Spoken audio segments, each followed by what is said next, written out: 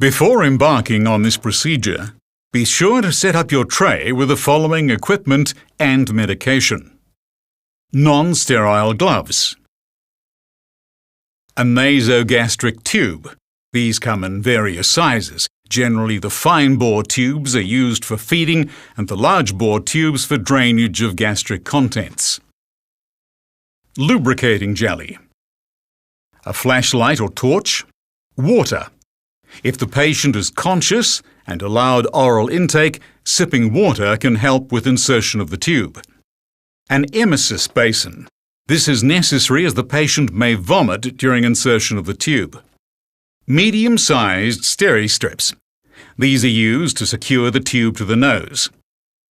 Blue litmus strips to assess the pH of the nasogastric aspirate. A catheter-tipped or Toumey syringe. A drainage bag. A linen protector. And a disposable bag for waste. Inquire about any previous nasal surgery or trauma or difficulty in breathing through a particular nostril. If the patient is able to, ask them to blow their nose. Examine each nasal passage in turn and check for abnormalities. If any are present, use the opposite side. Using the tube as a measuring device, measure from the nose to the ear and then down to the xiphoid process. The length to be inserted can then be read off the markings on the tube. Drape a linen protector over the patient's clothing. During insertion, the tube has to point downwards and towards the patient's ear. Once it has reached the nasopharynx, twist it to 180 degrees. This minimizes the risk of the tube coiling at the back of the mouth. Lubricate the proximal end of the tube with lubrication jelly. Insert the tube gently into the chosen nasal passage.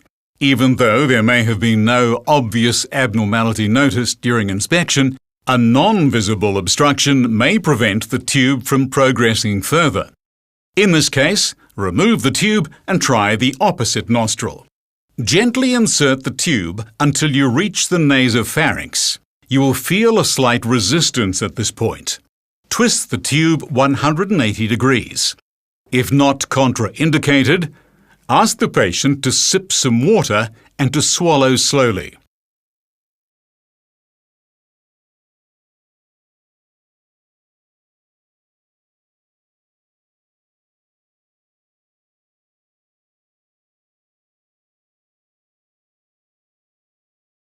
Continue to insert the tube until the predetermined length has been reached.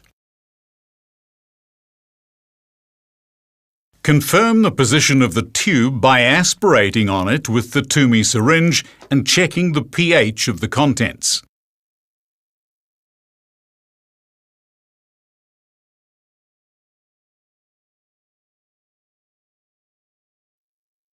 The contents should turn the blue litmus strip red.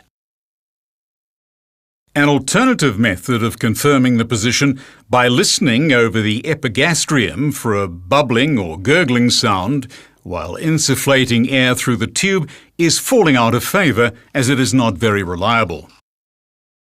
If there are any doubts regarding the position of the tube, confirm it with a chest X-ray. Use the steri-strips to attach the tube to the nose by applying one end to the nose and wrapping the other end around the tube.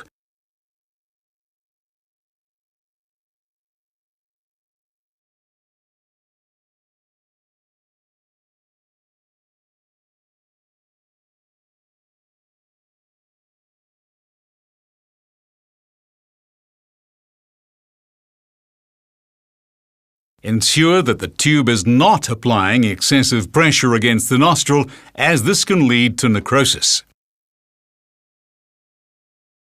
Attach the bag to the tube and allow for free drainage.